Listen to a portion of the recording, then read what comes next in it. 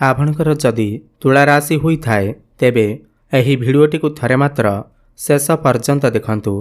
आपणकर व्यस्तबहुल समय मध्यरु 10 मिनिट समय आपण निज पई दियंतु एवं निजर भविष्यत विषय जानतु। काहेकि ना तुला राशिर व्यक्तिविशेष मानकर जीवन एही पवित्र मीन संक्रांति ठारू बदलिबाकु जाउअछि।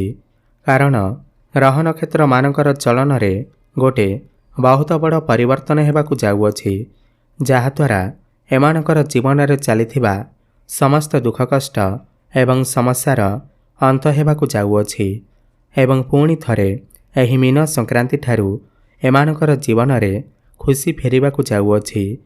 काहेकि ना ग्रह मानकर राजा सूर्यदेव तांकर राशि परिवर्तन करिवे।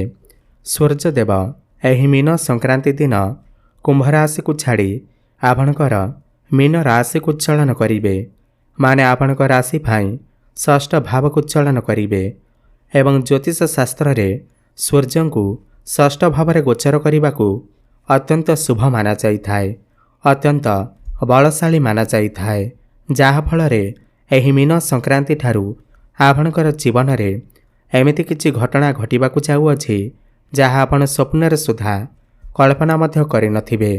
आपणकर जीवन रे सेही सबु खुशी खबर आपण को मिलिबाकु जाउअछि जहा आपण दीर्घ दिन धरी आपणकर मन भितरे इच्छा प्रकाश करिथिले।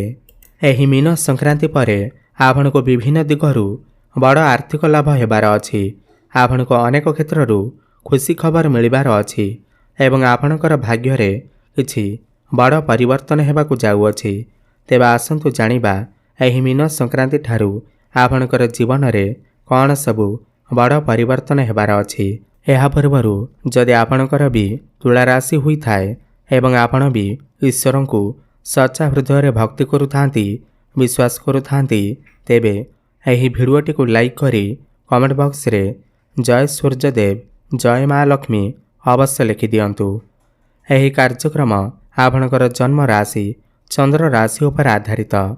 आपणकर जदि तुला राशि हुई थाए, आपणकर जदि भी तुला लग्न हुई थाए, आपण ही भिडियोटी को देखि पारिबे।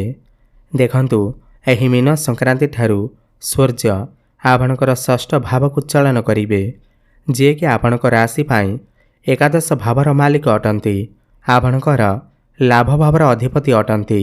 जेहेतु पूर्वरु सूर्य आपणकर पंचम भाव रे थिले, जहा फल रे आपणकर प्रेम जीवन रे आपणकर शिक्षा क्षेत्र रे समस्या देखा देउथिला।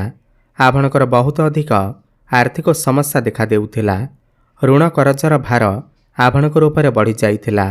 किंतु एही मीन संक्रांति परे जेतेबेले सूर्य आपणकर षष्ठ भाव को चलन करिवे एवं बलवान अवस्था को आसिबे, तो आपणकर समस्त ऋण करजरु आपणको मुक्ति मिलिबा। एवं जदि भी आपण किछि लोन नेबाकु चाहुछंती, ताहा आपणकर व्यापार वाणिज्य पई हेउ, आपणकर शिक्षा क्षेत्र पई हेउ, ता आपणको बहुत सहजरे लोन मध्य मिलिजिबा। प्रेम जीवन रे पूर्वर जदि किछि समस्या लागि रहिथिला, मन मनांतर कଳି झगड़ा भली परिस्थिति उत्पन्न हेउथिला, जो मानकर कथावार्ता बंद हो जाउथिला, ब्रेकबादी हो जाइथिला, तो सेमानकर पुणी थरे कथावार्ता होई पारे, प्याचअप मध्य होई पारे। एहा सहित आपणकर जीवन रे एही नूतन पार्टनर मध्य आसी पारंती। जेहेतु बृहस्पतिंकर शुभ दृष्टि आपणकर पंचम भाव पर अछि, तो आपणकर भल पाइबा विवाह रूप मध्य नहीं पारे। जो पिलामानकर विवाह बयस हो जाइछि, सेमानकर घर को एही मीन संक्रांति परे विवाह प्रस्ताव मान आसी पारे एवं विवाह मध्य फाइनाल होई पारे। एहा सहित जो दंपति माने दीर्घ दिन धरी संतान सुखर वंचित थिले, तो सेमानकु एही मीन संक्रांति परे संतान सुख अवश्य प्राप्ति हेब। नूतन गर्भ धारण करिबा पाई मीन संक्रांति परर समय आपणक पाई अत्यंत शुभ अटे। काहेकिना बृहस्पति वर्तमान मार्गी चलन करुछंती एवं बृहस्पति हेउछंती ज्ञानर कारक ग्रह, बुद्धिर कारक ग्रह। तो शिक्षा क्षेत्र रे छात्र छात्री मानंकु अनेक सफलता प्राप्ति हेब। सेमाने सेमानकर शिक्षा क्षेत्र रे बहुत बड़ परिवर्तन करिवे। पूर्वर जदि आपणकर मन पाठपढ़ारे लागु नथिला, मन आपणकर डाइवर्ट हेउथिला, पाठपढ़ारे परिश्रम कलापर आपणको सेतिकी सफलता मिल पारुनथिला। एही मीन संक्रांति पर पाठपढ़ारे निश्चिंत भाव आपणकर मन लागिब। पाठपढ़ारे आपण बहुत बड़ सफलता प्राप्ति करिवे। किछि फॉर्म फिलअप करिपारंती, उच्च शिक्षा करिबा पई बाहर को जाई पारंती, मनपसंदर कॉलेज रे एडमिशन होई पारे। सूर्य आपणकर षष्ठ रे गोचर करुथिबारु एही समय जदि आपणकर किछि एग्जाम अछि, कॉम्पिटिटिव एग्जाम अछि, तेबे सेथिरे आपण निश्चिंत भाव उत्तीर्ण करिवे। एही समय जदि आपण किछि कॉम्पिटिशन में भाग नेउछंती, क्रीड़ा क्षेत्र में भाग नेउछंती, तेबे आपणको निश्चिंत भाव शुभफलर प्राप्ति हेब। देखंतु गुरु आपणकर भाग्य भाव मार्गी चलन करुछंती, जहा फल भाग्यर सहयोग आपणको प्राप्ति हेब। भाग्य बल आपण जो भी काम हाथ देवे सेथिरे आपणको सफलता प्राप्ति हेब। अटिक रहिथिबा आपणकर समस्त कार्य पुणी थरे चालू हेबाकु लागिब। एहा सहित एही समय आपण किछि भूमि, जमी, प्रॉपर्टी, नूतन जानवाहन क्रय करिपारंती, नूतन गृह निर्माण करिपारंती। गृहरे किछि शुभ मांगलिक कार्यर आयोजन होई पारे। आपण किछि धार्मिक स्थान को बा दूर स्थान को यात्रा करिपारंती। एही समय रे कर्मक्षेत्र रे मध्य बहुत बड़ परिवर्तन आसीब। जो व्यक्तिविशेष माने दीर्घ दिन धरी प्रमोशन अपेक्षा थिले, नूतन चाकरीर संधान रे थिले, तो बेरोजगारी युवक युवती मानकु नूतन कर्म प्राप्ति हेब, नूतन चाकरी प्राप्ति हेब एवं आपणकर प्रमोशन मध्य होई जिब। कर्मक्षेत्र रे आपणकर ट्रांसफर होई पारे। कोनोसी एमएनसी कंपनी रु जॉब ऑफर मध्य आसी पारे। आपण आपणकर काम कार्य को नहीं विदेश यात्रा मध्य करि पारंती।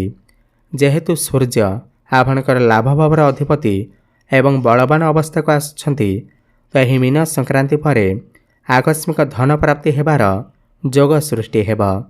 विभिन्न दिगरु आपणक पाखकु अर्थर आगमन हेब। आपण निजे देखिबे पूर्व अपेक्षा आपणकर आय वृद्धि देखा मिलिब। आपणकर डेली इनकम मध्य बढ़ी जिब। फाइनेंशियल ग्रोथ हेबा सहित आपणकर बैंक बैलेंस मध्य बढ़िब। धन कमाइबा पई नुआ नुआ रास्ता आपणको मिलिजिब। सूर्य आपणकर षष्ठ रे बसी द्वादश भाव को दृष्टि देउछंती। आपणकर इनकम तो भल रहिब एवं आपणकर खर्च मध्य होई पारे।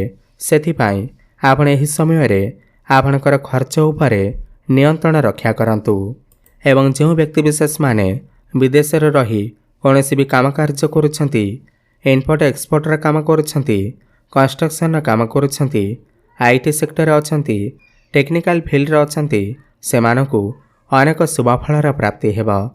जो माने मेडिकल फील्ड रे अछंती, हॉस्पिटल लाइन रे काम करुछंती, सेमानको मध्य अनेक शुभफलर प्राप्ति हेब।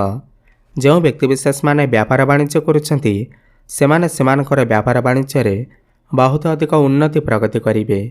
नूतन व्यापार वाणिज्य आरंभ करिपारंती। पार्टनरशिप रे किछि व्यापार मध्य आरंभ करिपारंती, जहा भविष्यत रे अनेक गुड़िए लाभ आनी कर देब।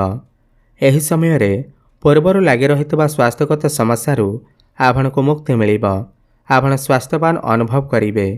जदि आपण ऑनलाइन काम करुछंती, डिजिटल मार्केटिंग रे काम करुछंती, फाइनेंस क्षेत्र रे अछंती, मॉडलिंग, कला साहित्य क्षेत्र रे अछंती, तेबे आपणको निश्चिंत भाव शुभफलर प्राप्ति हेब।